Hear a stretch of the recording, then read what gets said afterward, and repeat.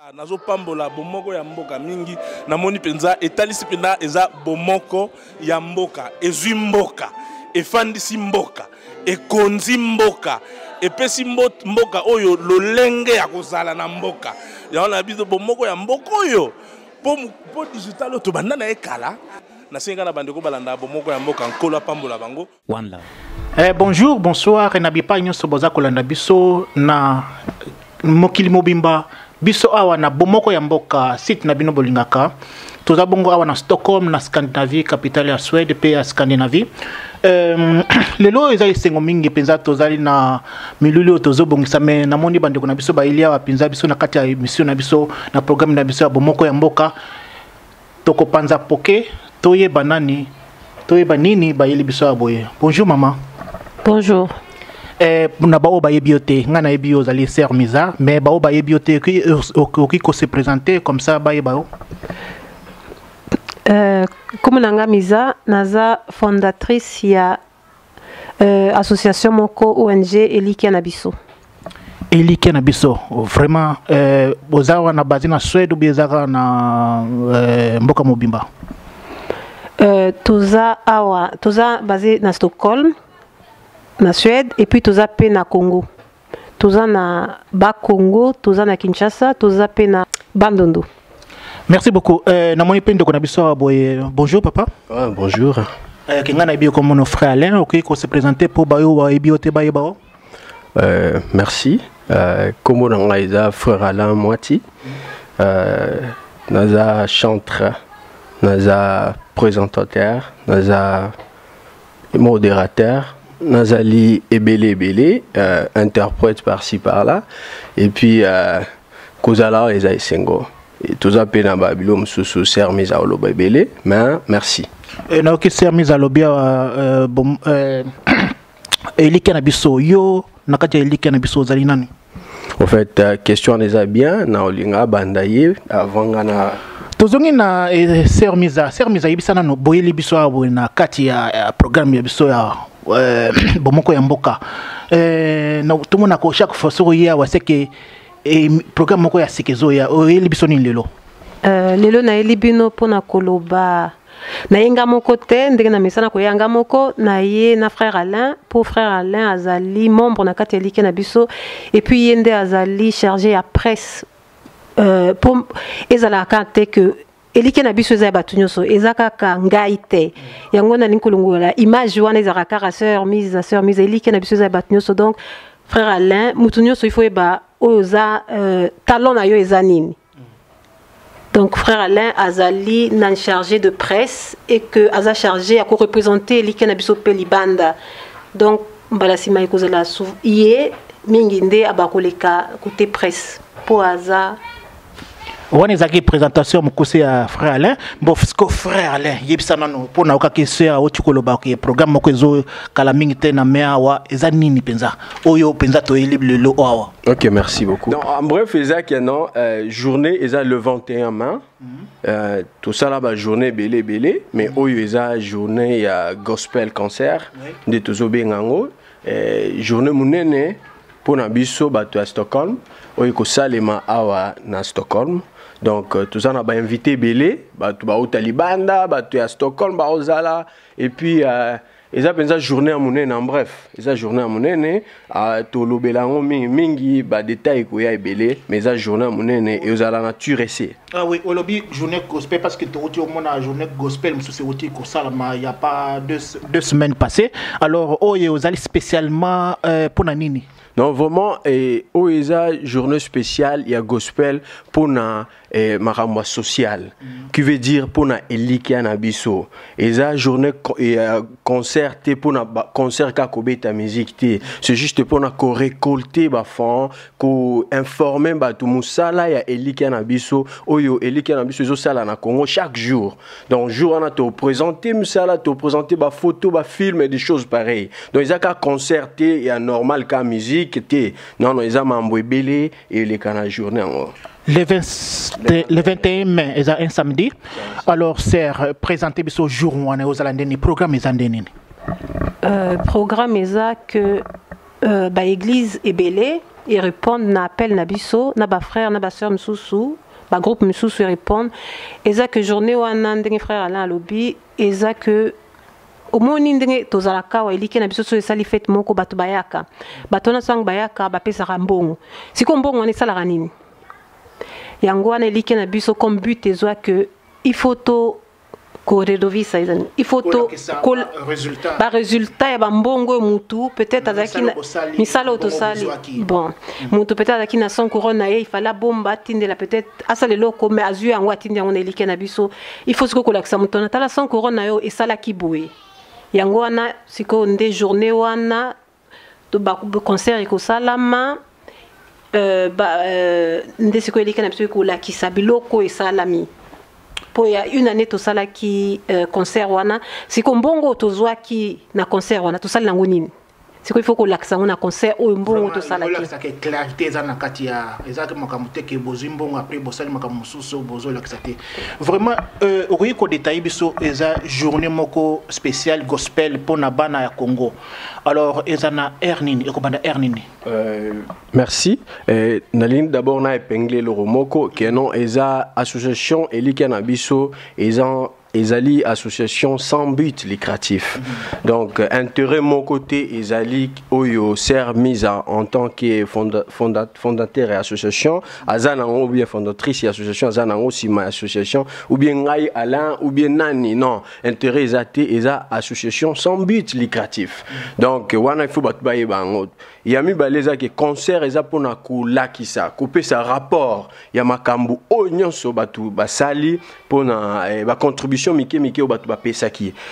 donc journée on siko yoza la journée munene et tous en a ba invité concert au bandana 16h heure suédois donc ils a 16h à Mundele 16h à Congolais parce que biso to mesana 16h qui veut dire 17h 16h to bandi concert to bandi ba activité quand de tolobaki era aussi lisa to si c'est pour toi na ba affiche to za na ba flyers et ça le 21 mai na comprendre bien bato ba na 16h est-ce que c'est gratuit ba ko kota ofele ou bien bon na kolo ba vraiment est gratuit 30 couronnes est gratuit 30 couronnes eza kaka pona kosunga bana na biso moko na Congo parce qu'il y a association eliki na biso et eza partout lelo to kanisa ndeka ko memango na est à Congo to sunga batu partout oyo bato nso bana besoin ya aide na Congo bazwa aide oyo neti bakiti babilo ebele oyo association salaka donc na oloba ki 30 couronnes eza eloko te c'est presque gratuit ya on oloba eza ka 30 couronnes na yo 20 couronnes ou bien 3 mabende na 10 oyo na donc ils ont rien. Merci union sur les akaka pona kosunga bana na biso eza Congo na kati kaka ya bomoko ya mboko moni bomoko ya mboko eza kosangisa ba bikolo nyonso pe ba congolais nyonso ba vandiawa mais tolo bananu susu programme susu na tuna nanu yo ba oyo ba église ba ko se présenter kotang la biso bango po ba miye ba pe ba ibake ba ko annoncer pe na ba ndeko na bango mususu baya. Merci ndenge ser mise à lobaki ba église nyonso ba répondre qui positivement et puis eza un plus to sepeli nango to za penza ro sepela to za prêt to ya ba église nyonso ba oya na cité quelques noms des églises et puis ba o nyonso nanu ba répondre te ba o nanu to cité te numéro eza wana na ba affiche na biso to pesa pe numéro oleka et pour bazwa chance ya ko benga to tia bango na programme par là je veux même citer les noms de ba frères mususu o ba koleka déjà tozana bango na affiche tozana église na biso ya muneno ezara na Stockholm et ya ba Congolais église Patmos bazara na Bredeng tozana bato amour et vérité o ba répondaki tozana le groupe orchestre groupe ya ndeko na biso Chinyama le Tufurai donc ezara Tufurai et accompagné c'est Chinyama qui accompagne et bien ils rendent Tufurai accompagne Chinyama ils a bongo il y a Missa Batumusu Baza Assemblée des disciples de Jésus je pense il y a pasteur apôtre Achille ou bien Assemblée de du Siwa, apôtre Achille, na PCP Mbote Siga Zali, Moutounanzambe, Assemblée vivant des chrétiens, et AVC, Bakozala Puana, et puis Tozana le Séraphin, et un groupe, Bakozala. Asim, na PCP Mbote. Donc, au lobbying, on va église. Église, on va répondre qui. Mais l'église, je suis dans tout ce bango arrêté et numéro izana, babenga, tout ce bango na programme parce que eza babilo kwa boza arrêté na Stockholm. Eza arrêté na Suède. Eza to sangani pour na but moko. Eza te pour na intérêt à telle église, telle personne. Eza pour na intérêt ya bana na biso ya Congo. Na kozongeli na sœur Miza et vous allez wapi adresse pour bateau bayebite bayeba eza na église nini soki ko la biso eza na Pingsurka pour Pingsurka eza église ngai na samela personnellement et que eza église au pesungaka mingi Congo et Pingsurka eza une partie à Philadelphie Surka peut-être au Batbayebi eza église moko sungaka vraiment église pentecôtiste ou sungaka bana mingi na Congo et kozala kuna Pingsurka eza na Bol Muravegel 121 Naturese. Donc eza à partir à Goumash Plan mutakozo à bus 873 875 mon bus c'est belé ezo kende na Naturese Centrum okitina Belfoutan. Ce qui m'a bonné nzela akokoto na nani vraiment tous un numéro ils ont ba affiche tous un deux numéros numéro à sermi zana numéro na ngai donc soza na besoin oye banzela ou bien obungi benga biso tous un numéro na nga surtout ils a 072 029 952 et so benga directement na oyambayo et puis na lina lobara batumusu ba ozala parce que ya na batumusu ba na affiche te mais bayeba ki toyebi bango Tebi que baza namboko, tebi que baba chantre, tebi que baza leader. Donc na bengi si bango nyonso. Soki ko tanga ba komanda bango yozala. Ouais, na ba d'abord na ba chantre pour moi na za chanteur, ba on a yebi et puis na cité pe ba pasteur pour toi na ba pasteur rebelle. Il faut bazangate. Na banana ser Nadine Lutambwe, na Pesiombo te ser Nadine Lutambwe, sala di sorte aux alana, kozangate et puis so bengi to tia na programme. Ata so lingi oyemba te, oyena yo taper baninga bazo yembe ça la bien aya ozan oyemba te donc frère Malko na Erebru na Pesiombo te kozanga te frère Ige ou to beta concert bobeta journée mo to leka awa je m'excuse na zagite na zaina Suède te mais coup de chapeau il est bien tout monde na bilili frère Belly Belly Santé donc kozanga te frère Jogar yo posera oyemba frère kozanga te jourana et ça la biso bien que le qui en entier eliki na biso poids et puis toi na ba ser na biso ba mapasa Rossi na Magali Magali Mafuta bozanga te parce que bozaki année passée année au pe bozanga te donc j'ai na liste belé ba ebele so na bosani ko mona mabete ngana frère Alain Talaraka kozanga te ngana ko compléter bongo ezana ba organisation mususu ba o basalaka ba œuvre sociale naza bongo na association Lisungi ya ser na biso Thérèse Kabajika na moni pe toza na les femmes sages oyo basimbi mboka Suède oyo bakozala toza na Congo moko toza na ko FS non KFS iza Congolais siska foreign Isvaria na ndiko na biso papi makambo abedi mutunanga donc talaraka yo loba déjà ozanga te oui toza bongo pe na bosanité trace d'amour eza association moko susu eza ko sunga bana na Congo pe awa na Suède donc totali ka Congo te totali pe place ni tozo vanda eza ko sunga bana penza na bosanité papa na biso Nicolas Ndudi pe na association na yo sunga bana vraiment bo sunga biso na elike na biso boya penza na kati na journée wana le 21 mai vraiment aux malamu toza pe na ndeko na biso Jili Baleka ye asala pe association na ye ya kosunga bana na Congo vraiment ezali nazomona ke vraiment na Suède otelemi makambo kosunga penza ezali non mais nga penza na lingna lobela likamo na osepela na makasi pour mambo ba association biso to banango depuis na mboko na kota ba association belé mais na moni penza lelo et l'amour qui resarana te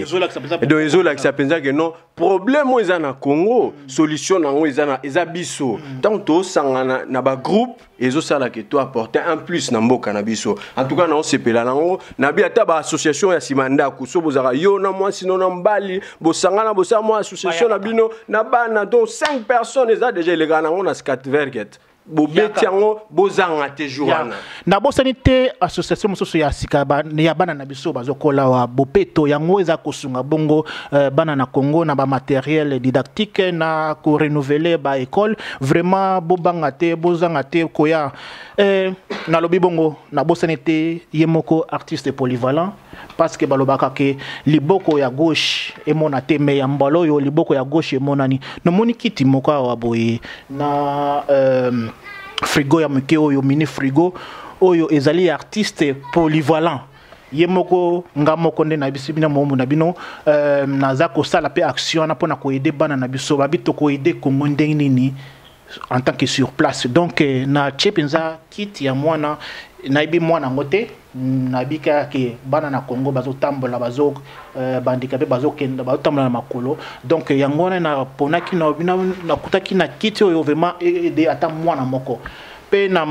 maya kumela omoni awa biso tozomela mai na robinet eza déjà malili tozomela déjà mai déjà fraîche na malili alors nalingi pe mwana moko na Congo azo moi petit frigo oyo amela mai penza ya pio yango ye kosunga penza Congo to sunga Congo na ndenge wana alors biloko mibale oyo eza kosenga pe moyen de transport pona kokoma na kini alors tolingi na oyo aza na motema malamu oyo aza touché a contacter ngai ou bien beta Swiss binomo boyi Swiss eza système ya ko transférer montant na kopesa te yo moko oyo e toucher na motema na yo po biloko oyo konga ekinde Congo na moi ya na été awa boyi alors numéro na ngezali 073 70077 92 na répéter 083 800 8 wana na ndinga suédois donc vraiment nazana minga ko loba sote moi suka ezaka na osala appel ndenge frère Alain Lobi batunyoso o amoni que mwana na Congo po tokene ke église biso nyonso tokene osambela tous les dimanches mais je pense que Nzambe alobi eza ba trace d'amour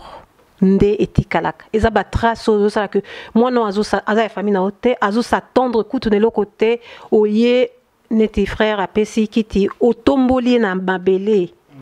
okomisie mutu vandisie na kiti je pense que epa Nzambe eza vraiment likamunene donc nasengi na batu nyonso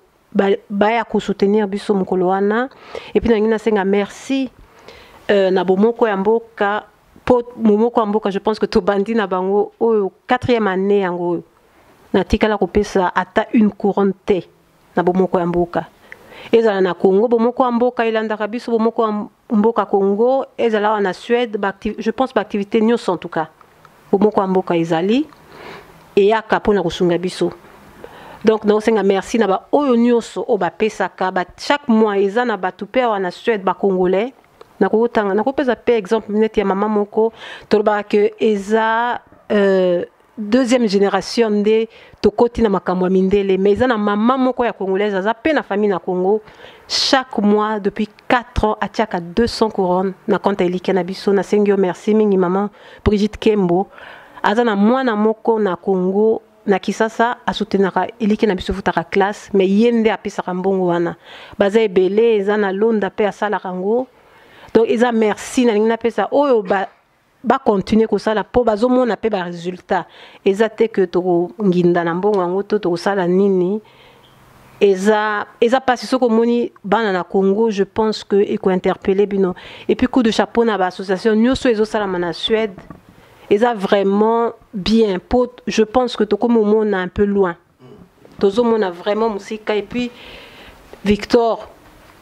artiste polyvalent na ebra que totonga école moko ba kitio eza na kati ba bon eza na kati ya classe ba classe wana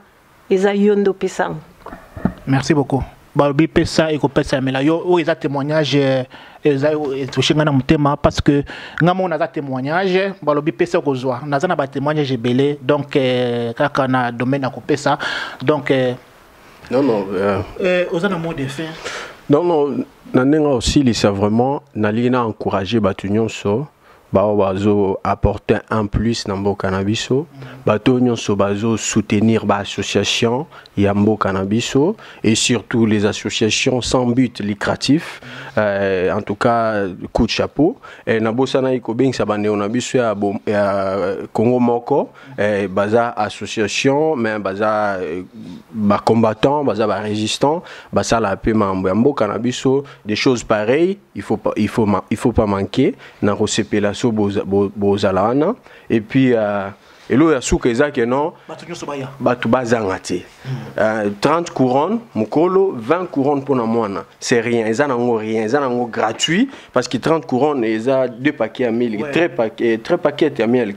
donc c'est ça en bref na lo bango siko na swahili penza phrase ya suka que non musiko c'est ile siku musiko c'est ile siku bomoko mboka itafanya bitu kwe bien. C'est un moi il moko na ses doigts comme ça ba bazo kalinga la tena français te ba comprendre le ko tozolo ba lelo nkana lo ba welcome na liupa eli kana biso comment organiser un gospel concert för barnen i Kongo och det är den 21 maj klockan 4 i Tyresö Pingstkyrka på Bollmoravägen 21. Om det skulle vara svårare att hitta, man kan hitta adressen på Elikenabis Facebook. Bongo boyoki sili bongo pona lelo to sepeli mingi na kamera toza na yemoko digital momo yemoko patron na biso na assistant na yemoko mama Pauline merci bongo pona kosimba likambo kamera na ba mama ba kosimba ngo longonya penza mama na sepeli mingi vraiment to kutani bongo le 21 mai na 16h na TRC vraiment boye belé bye to ça Congo. Merci. Nazo pambola bomoko ya mboka mingi namoni penza etalisi pena eza bomoko ya mboka ezwi mboka efandisi mboka ekonzi mboka epesi mboka oyo lolenge ya kozala na mboka yaona biso bomoko ya mboka oyo po digital to banda na ekala na senga na bandeko balanda bomoko ya mboka nkolo pambola bango. One love.